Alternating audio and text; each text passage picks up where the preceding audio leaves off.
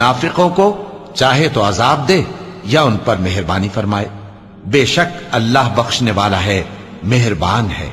जो लोग अल्लाह के आगे सरे इताअत खम करने वाले हैं, यानी मुसलमान मर्द और मुसलमान औरतें और मोमिन मर्द और मोमिन औरतें और फर्माबरदार मर्द और फर्माबरदार औरतें और रास्तबाज मर्द और रास्तबाज औरतें और सब्र करने वाले मर्द और सब्र करने वाली औरतें और आजिजी करने वाले मर्द और आजिजी करने वाली औरतें और खैरात करने वाले मर्द और खैरात करने वाली औरतें और रोजे रखने वाले मर्द और रोजे रखने वाली औरतें और अपनी शर्मगाहों की हिफाजत करने वाले मर्द और हिफाजत करने वाली औरतें और अल्लाह को कसरत से याद करने वाले मर्द और कसरत से याद करने वाली औरतें।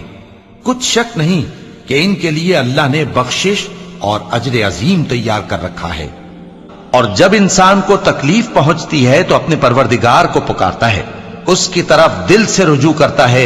फिर जब वो उसको अपनी तरफ से कोई नेमत दे देता है तो जिस काम के लिए पहले उसको पुकारता था उसे भूल जाता है और अल्लाह का शरीक बनाने लगता है ताकि लोगों को उसके रास्ते से गुमराह करे। कह दो कि ऐ काफिर नेमत, अपनी नाशुक्री के बावजूद थोड़ा सा फायदा उठा ले, फिर तो तू दोज़खियों में होगा। भला मुशरिक अच्छा है या वो जो रात के मुख्तलिफ औकात में जमीन पर पेशानी रखकर और खड़े होकर इबादत करता और आखिरत से डरता और अपने परवरदिगार की रहमत की उम्मीद रखता है।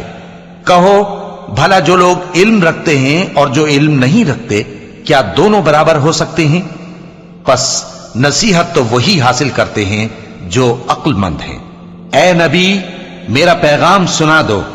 ए मेरे बंदो जो ईमान लाए हो, अपने परवरदिगार से डरो। जिन लोगों ने इस दुनिया में नेकी की उनके लिए भलाई है और अल्लाह की जमीन कुशादा है।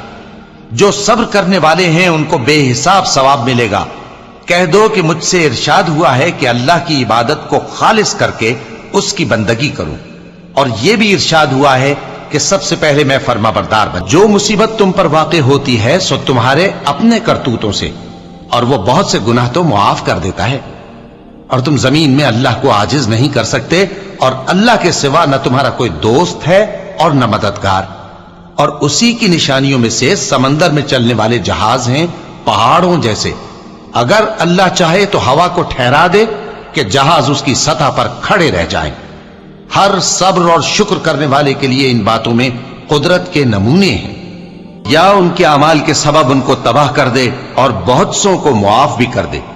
और सजा इसलिए दी जाए कि जो लोग हमारी